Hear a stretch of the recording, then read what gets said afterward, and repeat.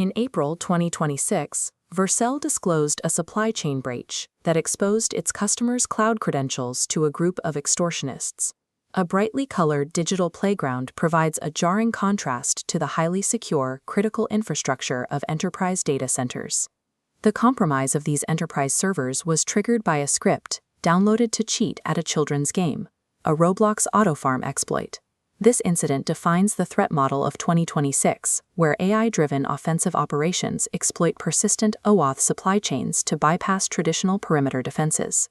To understand why these defenses collapsed, we must map the forensic path of the attack, from the initial infection in February to the final disclosure in April. This reconstruction shows that massive enterprise compromises are now the result of a specific cascade of structural failures. The attack timeline begins in February 2026 on a workstation belonging to an employee at Context.ai, a startup building AI productivity tools. On their corporate machine, the employee downloaded an executable file they believed to be a Roblox game exploit.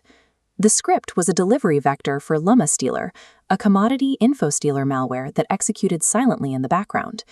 The malware harvested the employee's browser-stored credentials, session cookies, and critically, their corporate Google Workspace OAuth tokens. This initial node represents a dual failure: the use of a work device for personal gaming and an endpoint security layer that failed to detect a well-known malware signature. This asymmetry allowed a consumer-grade malware operation to acquire high-value enterprise trust anchors. As the timeline scrubs forward from February to March, we use the attack graph to track how the attacker leveraged that initial workstation access. Unlike passwords, OAuth tokens persist indefinitely without being rotated, allowing the attacker to maintain access without needing to steal new credentials.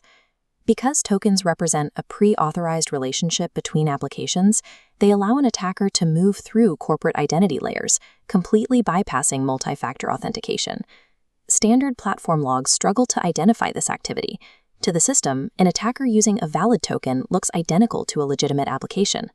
Context.ai identified and blocked unauthorized AWS access in March, but because they treated it as an isolated event, they failed to realize their OAuth tokens were still being used by the same attacker. This 2-month dwell time is the specific window where credential leakage monitoring could have identified the stolen tokens before the attack escalated. By April, the attacker used those stolen tokens to pivot into the Google Workspace environment of one of Context.ai's downstream customers, Vercel. This connection existed because a Vercel employee had previously signed up for Context.ai's AI Office suite using their corporate Vercel account. During that sign-up, the Vercel employee granted Context.ai allow all permissions, effectively giving the AI tool full read access to their corporate files. The attacker used the stolen Context.ai application tokens to impersonate the service.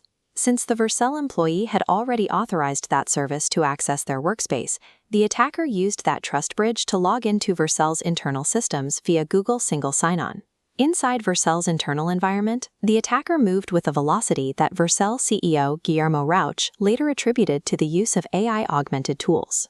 Granting broad permissions to third-party AI startups effectively incorporates that startup's security posture into your own enterprise perimeter. Once the attacker reached Vercel's internal deployments, the final blast radius was determined by the platform's handling of customer data. Vercel's architecture protected customer secrets that were explicitly marked sensitive by encrypting them at rest. However, any credentials that customers had failed to mark as sensitive were stored as readable plaintext, leaving them fully exposed to anyone with access to the team scope. This allowed the breach to cascade into a multi-platform event, exposing customer API keys for services like AWS, GitHub, and Stripe. On April 19th, the threat actor Shiny Hunters posted this internal Vercel data on breach forums, listing it for a $2 million ransom. This reveals the danger of opt-in security. Platforms are only resilient when they are secure by default, rather than relying on users to manually identify their own secrets. The final attack graph shows how a low-sophistication malware infection at a small vendor can traverse multiple organizations to capture the keys to the cloud. As AI productivity tool adoption outpaces security reviews, this pattern of OAuth exploitation will repeat. Defending against this requires two immediate shifts: Identity providers must enforce admin-managed OAuth consent, and platforms must implement strict time-bounded token rotation.